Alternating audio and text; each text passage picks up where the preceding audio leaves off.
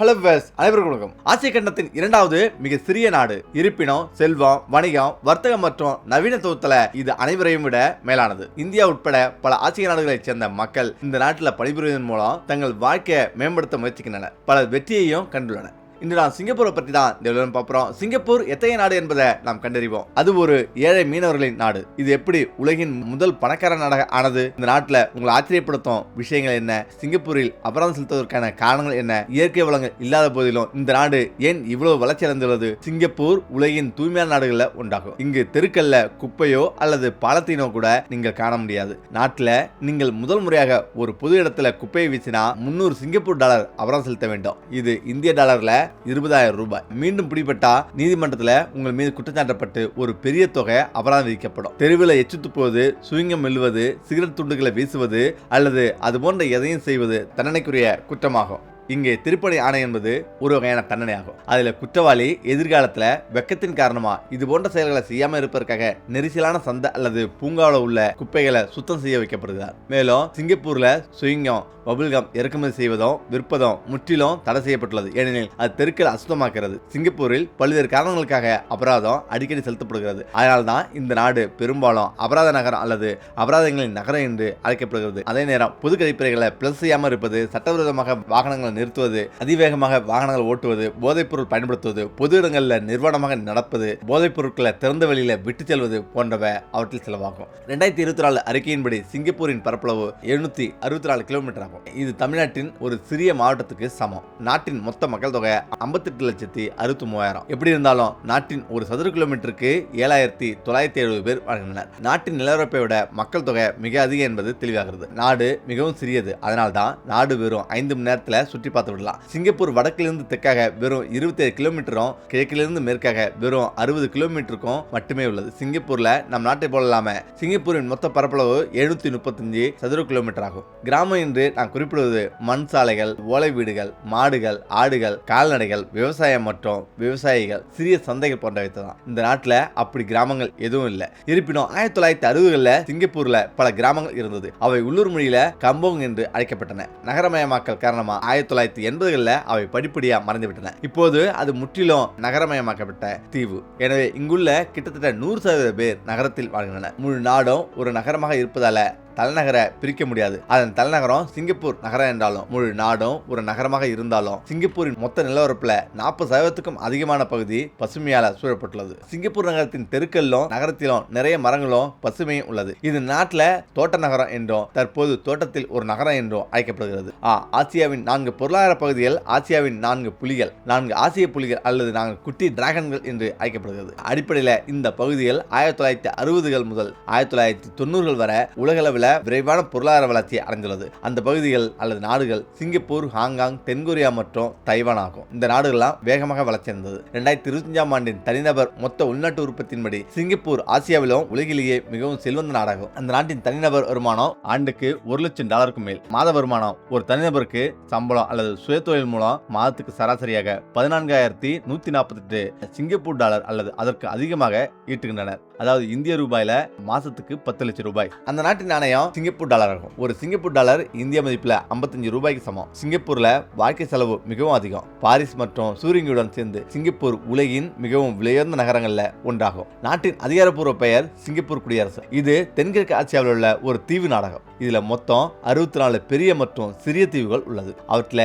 7 Singapore ஆயுதப்படைகளால் பயன்படுத்தப்படுகிறது. Malaysia சிங்கப்பூருக்கு வடக்கே அமைந்துள்ளது. ஜோகூர் நீரண இந்த இரு நாடுகளையும் பிரிக்கிறது. கிழக்கே தென்சீன கடல் உள்ளது. தெற்கே சிங்கப்பூர் நீரண மற்றும் இந்தோனேசிய தீவுக்கூட்டம் உள்ளது. மேற்கே மலாக்கா நீரணை மற்றும் ஜோகூர் நீரண உள்ளது. மலாக்கா நீரணையை கடந்தா இந்தோனேசியாவின் சுமத்ரா தீவை அடையலாம். 13ஆம் நூற்றாண்டுல இது ஒரு சிறிய மீன்பிடி கிராமமா இருந்தது. இது இப்போது உலகின் ஒரு முக்கிய வர்த்தக மையமா மாறியுள்ளது. கடின உழைப்பு, ஒருங்கிணைப்பு, வலுவான தலைமைத்துவம் மற்றும் வெளிப்படையான திட்டமிடல் ஆகியவை சிங்கப்பூரின் உலகளாவிய வெற்றியின் விளைவுகளாகும். வர்த்தகம், சேவைகள், உற்பத்தி மற்றும் சுற்றுலா ஆகிய ஆகியவை இங்குள்ள பொருளாதாரத்தின் முக்கிய உந்து சக்திகளாகும். மின்னணுவியல், ரசாயனங்கள், உயிரி தொழில்நுட்பம் மற்றும் நிதி சேவைகள் தொழில்கள் இங்கு மிகவும் வளர்ச்சியடைந்துள்ளன. சிங்கப்பூரின் நவீன உயரமான கட்டிடங்கள் முழு நாட்டையும் எதிர்கால நகரம் போல காட்டுகிறது. இந்த நகர அரசு புதுமையான வடிவமைப்பு மற்றும் பொறியியலுக்கு ஒரு அற்புதமான எடுத்துக்காட்டாகும். இங்கு உயரமான கட்டிடங்கள் கவனத்தை ஈர்ப்பது மட்டுமல்லாம நவீன வாழ்க்கையையும் பிரதிபலிக்கிறது. சிங்கப்பூரில் உள்ள பல கட்டிடங்கள் பசுமை கட்டிட கொள்கையின்படி கட்டப்பட்டுள்ளன. கட்டிடங்களின் கூரைகள்ல மரம் நடுதல், சூரிய ஆற்றல் பயன்பாடு, மழைநீர் சேமிப்பு ஆகியவை செய்யப்படுகிறது. இரவில் சிங்கப்பூரின் வானம் அசாதாரணமான விளக்குகளால ஒளிரசிக்கிறது. குறிப்பாக மெரினா பே பகுதி வேறு கிரகத்தில் உள்ள ஒரு நகரம் போல காட்சியளிக்கும். இங்குள்ள சில பிரபலமான உயரமான கட்டிடங்கள் Marina Bay, OCBC Centre, UB Plaza, ஒன்ரா பிளேஸ், ரிபப்ளிக் பிளாசா, கோக் டவர் போன்றவையாகும். சிங்கப்பூர் உலகின் மிக அறிவார்ந்த நகரங்கள்ல ஒன்றாக அறியப்படுகிறது. இது வேகமான இணைய மற்றும் டிஜிட்டல் உள்கட்டமைப்பை கொண்டுள்ளது. 2025 அறிக்கையின்படி நாட்டின் மொபைல் இணைய வேகம் இது உலகில் முதலிடத்தில் உள்ளது. 421 Mbps ஸ்பீடு வருகிறது. அதே நேரத்தில் இந்தியாவிலோ 131 Mbps ஸ்பீடு தான் வருகிறது. சிங்கப்பூர் நிலவரப்பு சிறிய அளவு காரணமா அவை கடல், ஆறு அல்லது கடலோர பகுதியின் நீர்நிலைகளை நிரப்பி புதிய நிலத்தை உருவாக்குகிறது. அவை கடலில் இருந்து வண்டல் மற்றும் பிற பொருட்களை அகழ்ந்தெடுத்து புதிய பகுதிகளை நிரப்புகிறது. சில சமயங்கள்ல இந்தோனேஷியா, மலேசியா, கம்போடியா போன்ற நாடுகளில் இருந்து அதிக அளவு மணலை இறக்குமதி செய்வதன் மூலம் நிலத்தை நிரப்புகிறது. 1960களில் நாட்டின் பரப்பளவு 580 சதுர கிலோமீட்டராக இருந்தது. இது 2025 735 சதுர கிலோமீட்டராக அதிகரித்தது. இந்த வழியில தான் அவர்கள் நிலத்தை அதிகரித்துள்ளனர். சுமார் 26.84% கூடுதலாக குறைந்த உற்பத்தி திறன் கொண்ட பகுதிகளை இடித்துவிட்டு புதிய நவீன வசதிகளை உருவாக்குவதன் மூலம் நிலத்தின் அதிகபட்ச பயன்பாடு உறுதி செய்யப்படுகிறது. தற்போது நாடு நிலத்தடி சுரங்கங்கள், ஆழமான சுரங்கங்கள், கழிவுநீர் அமைப்புகள், நிலத்தடி கிடங்குகள் போன்றவற்றை உருவாக்குவதன் மூலம் மேல் நிலத்தை காலியாக வைத்திருக்கிறது சிங்கப்பூர். எதிர்காலத்தில் சிங்கப்பூர் மிதக்கும் நகரங்களை உருவாக்கவும் திட்டமிட்டுள்ளது. அதனால கடலில் பல வாழ்க்கை முறைகள் நிறுவப்படலாம். சிங்கப்பூரின் நகரமயமாக்குதலின் விளைவாக அதன் வரலாறு வனநிலத்தில் 95% இழக்கப்பட்டுள்ளது. காடுகள் இல்லாவிட்டால் காட்டு விலங்குகளும் தாவரங்களும் அழிந்துவிடும். எனவே நாட்டில் விலங்குகள் மற்றும் தாவரங்களை பாதுகாப்பதற்கான வசதிகளை கொண்ட பல இயற்கை இருப்புகளை உருவாக்கப்பட்டுள்ளன. ஆனால் அவற்றின் அளவு மிகவும் சிறியது. இது சிங்கப்பூரின் மொத்த பரப்பளவு 0.20% மட்டுமே. எனவே 1967ஆம் ஆண்டின் இந்த இயற்கை இடப்பற்றாக்குறையை நிவர்த்தி செய்ய சிங்கப்பூரை ஒரு தோட்ட நகரமாக மாற்றும் தொலைநோக்கு பார்வையை அரசாங்கம் அறிமுகப்படுத்தியது. அப்போதிலிருந்து சிங்கப்பூரின் நிலவரப்புல சுமார் 10% பூங்காக்கள் மற்றும் இயற்கை இருப்புகளுக்காக ஒதுக்கப்பட்டுள்ளன. சிங்கப்பூரின் நன்கு அறியப்பட்ட தோட்டங்கள்ல சிங்கப்பூர் தாவரவியல் பூங்காவும் உண்டாகும். இது சுமார் 165 ஆண்டுகள் பழமையான ஒரு வெப்பமண்டல தோட்டம் மற்றும் சிங்கப்பூரின் முதல் யுனெஸ்கோ உலக பாரம்பரிய தலமாகும். 2020 தரவின்படி நாட்டின் மக்கள் தொகையில 31% பேர் பௌத்தர்கள், 20% பேர் நாத்திகர்கள், 18% பேர்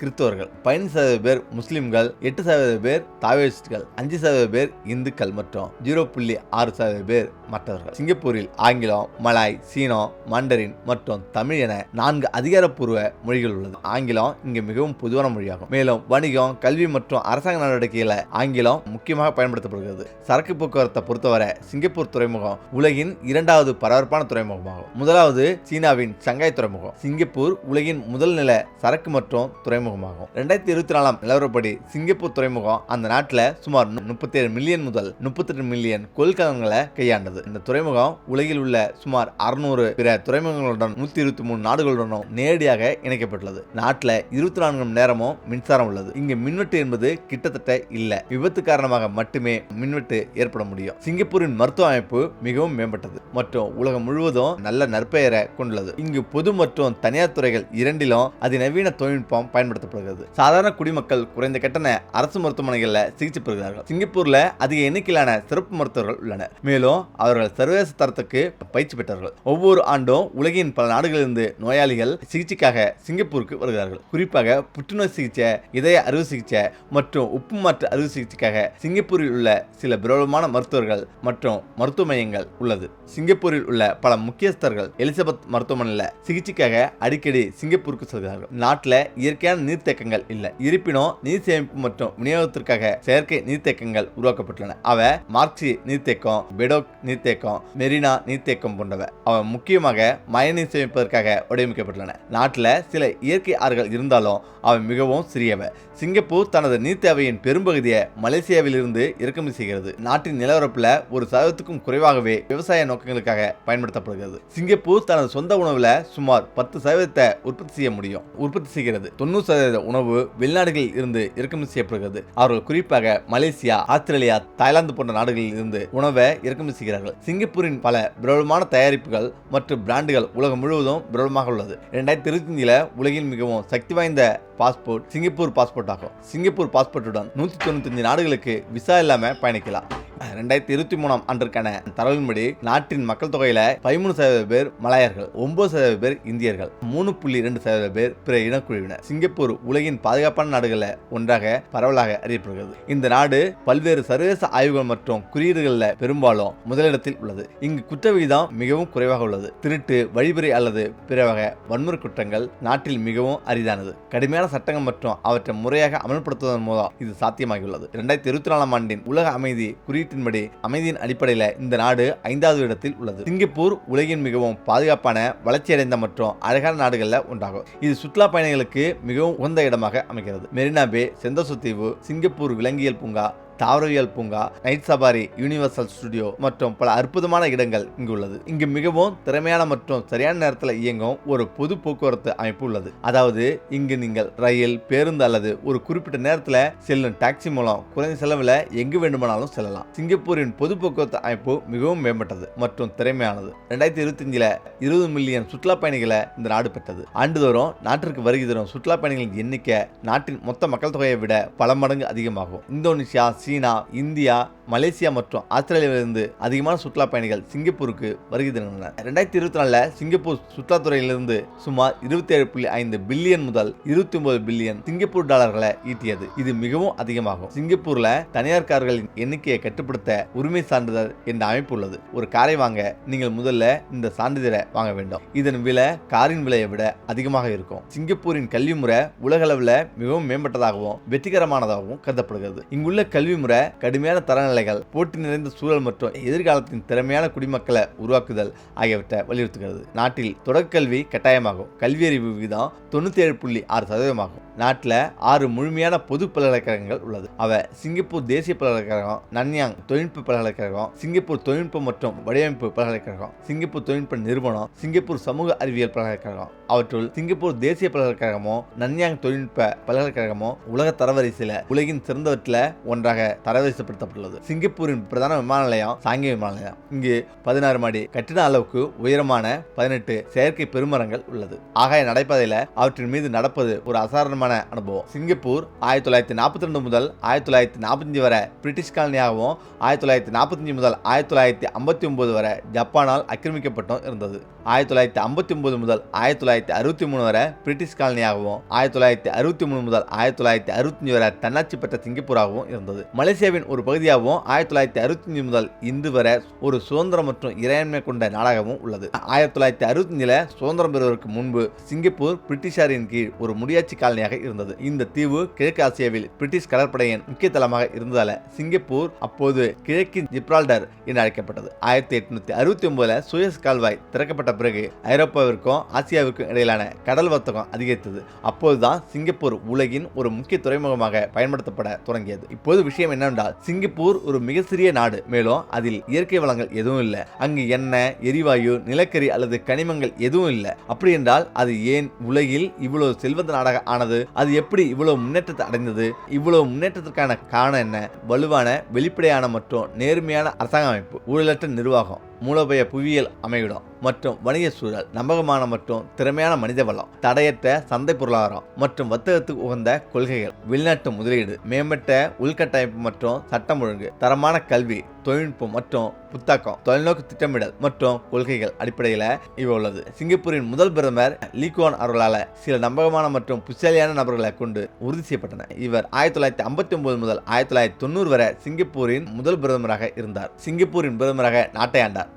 அவர் நாட்டின் தந்தையாக கருதப்படுகிறார். 31 ஆண்டுகால ஆட்சியில தனது தொலைநோக்கு பார்வை கொண்ட தலைமை, கடுமையான ஒழுக்கம் மற்றும் இடைவிடாத வளர்ச்சி திட்டங்கள் மூலம் ஒரு சிறிய தீவை உலக வல்லரசாக மாற்றினார். சுவாரஸ்யமாக சிங்கப்பூர்ல பல அரசியல் கட்சிகள் இருந்தாலும் ஒரே ஒரு கட்சி மட்டுமே 1959 முதல் தற்போது வரை, அதாவது 2026 வரை தொடர்ந்து ஆட்சியில் இருந்து வருகிறது. அதுதான் மக்கள் செயல் கட்சி. மார்லன் சிங்கப்பூரின் மிகவும் பிரபலமான மற்றும் அடையாள சின்னமான சிலையாகும். இது பாதி சிங்கம் மற்றும் பாதி மீன் வடிவில் உள்ளது. சிங்கப்பூர்ல ஒவ்வொரு இரவும் ஒரு கிராண்ட் பிரிக்ஸ் நடத்தப்படுகிறது. இது இரவு வெளிச்சத்துல ஒரு வசீகரிக்கும் காட்சியை உருவாக்குறது. சிங்கப்பூர் பூமத்திய ரேகைக்கு அருகில் அமைந்துள்ளது. எனவே நீங்கள் அடிப்படையில் நாட்டில் 2 பருவங்களை காண்பீர்கள். பருவமழை மற்றும் ஒப்பீட்டளவில் குறைவான பருவமழை. சிங்கப்பூர் ஆண்டு முழுவதும் அதிக மழை மற்றும் இடியுடன் கூடிய மழையை அனுபவிக்கிறது. சராசரியாக சிங்கப்பூர் ஒரு வருடத்துல 178 நாட்கள் மழை பெய்கிறது. இருப்பினும் நாடு எந்த வகையிலும் பேரழிவுக்கு ஆளாகக்கூடியது அல்ல. சிங்கப்பூர் மிகவும் வளர்ச்சி அடைந்துள்ளது. ஆனா உலகின் பிற வளர்ந்த நாடுகளை விட இதன் வருமான வரி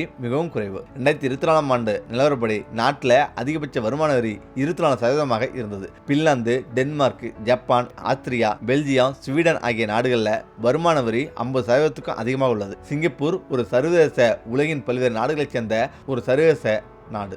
உலகின் பல்வேறு நாடுகளைச் சேர்ந்த மக்கள் வேலைக்காக இந்த நாட்டுக்கு வருகிறார்கள். மற்ற தென்கிழக்கு ஆசிய நாடுகளை விட வேலை வாய்ப்புகளும் சம்பளமும் மிகவும் சிறப்பாக உள்ளது. மலேசியா, இந்தியா, சீனா, பங்களாதேஷ் மற்றும் பிலிப்பைன்ஸ் ஆகிய நாடுகளைச் சேர்ந்த பலர் பல்வேறு வேலைகளுக்காக இங்கு பணிபுரிகின்றனர். சிங்கப்பூர் ஒரு வளர்ந்த நாடாக இருந்தாலும் அதற்கு பல மோசமான அல்லது இருண்ட பக்கங்கள் உள்ளது. அவை மிகவும் சர்ச்சைக்குரியது மற்றும் எதிர்மறையானது. கடுமையான சட்டங்கள், மிக அதிக வாழ்க்கை செலவு, சமூக ஏற்றத்தாழ்வு, குறிப்பாக பொருளாதார ரீதியாக அதிக சுற்றுலா பயணிகள் மற்றும் மக்கள் தொகை அழுத்தம், வேலை போட்டி மற்றும் பணியிடத்தில் அதிகப்படியான அழுத்தம், பழமைவாத சமூகம் மற்றும் குறைந்த தனிப்பட்ட சுதந்திரம், கிராமம் இல்லாத ஒரு நாடு, தொழிலாளர்கள் உரிமைகள் மீறப்படுதல், குறிப்பாக வெளிநாட்டு தொழிலாளர்கள் மீது ஒரே ஒரு குழுவின் அரசியல் கட்டுப்பாடு, நில நெருக்கடி மற்றும் இயற்கை அழிவு முதலியன.